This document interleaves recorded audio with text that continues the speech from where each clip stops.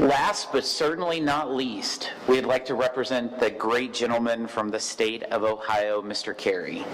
Thank you, Mr. Chairman. And as most people in Columbus, Ohio, we can trace our roots right here to West Virginia, in Mason County, West Columbia. He wasn't, my great-great-grandfather wasn't a coal miner, but he was a salt miner. And I actually just live about 11 blocks from where he moved many, many years ago. Mr. Chairman, we were talking, I would like to submit for the record this article showing that West Virginia coal mine employment is at its lowest level since 1890.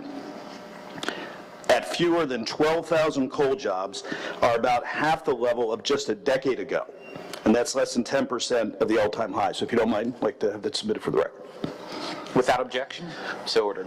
A couple other things. I mean, I think I've been looking at all the towns on this wall, and as somebody, as Congresswoman Mayor knows, I've been in most of those towns over the years, but there's real people in those towns. And a couple of things, I mean, a lot of us come here, we're from all over the country. We don't have a state senator like Randy Smith, who is a coal miner, right?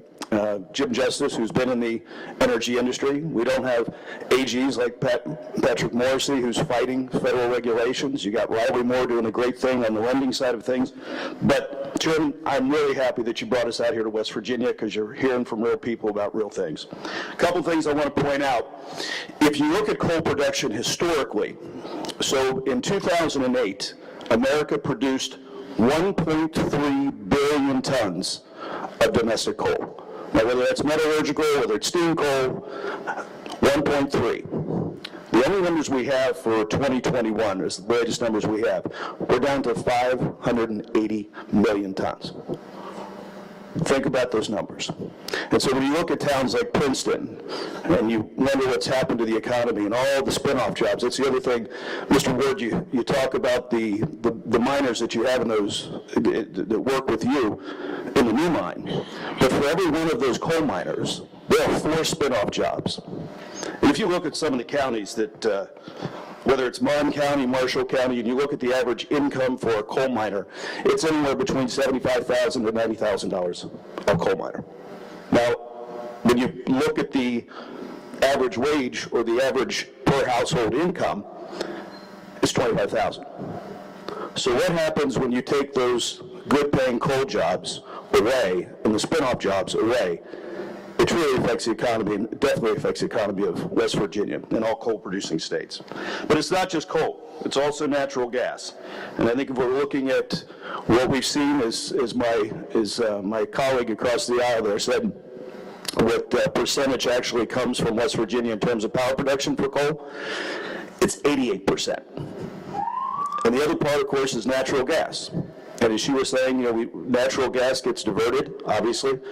We need to have an energy policy that's based on sound, reliable science, not political science, one that understands baseload energy, one that understands that there are only 2 sources of energy that you can actually store on site, nukes and coal.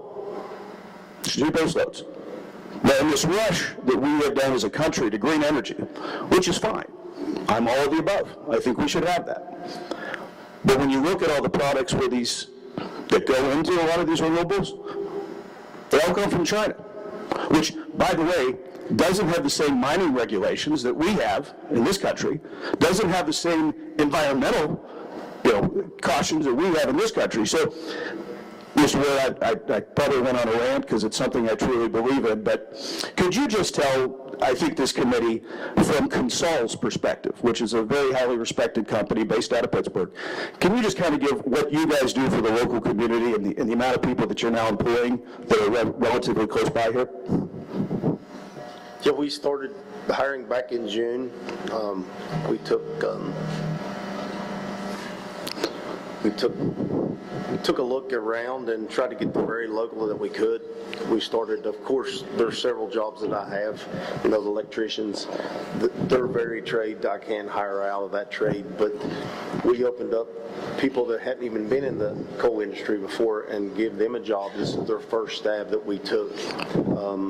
My general manager, he insists that we get local stuff as close as we can. We could do the bigger stores, the bigger supply chains, but we get stuff needed locally. We have several vehicles, fleet vehicles. It's safe to say you're definitely benefiting the local economy. Yes, we are putting back what we can. Thank you. Thank you. Mr. Chairman, real quick, Wes, who actually is the owner of Meadowbrook Farms Barbecue in the back, I spoke with him just recently. He actually used to work at the Mount Storm Power Plant, which is serviced by the Matiki coal mine. But he and I were talking, I'm a big fan of ribs, but he told me, and I'm sure this goes to the heart of the cost of products, but just a year ago, barbecue ribs were double the price than what they were just 1 year before.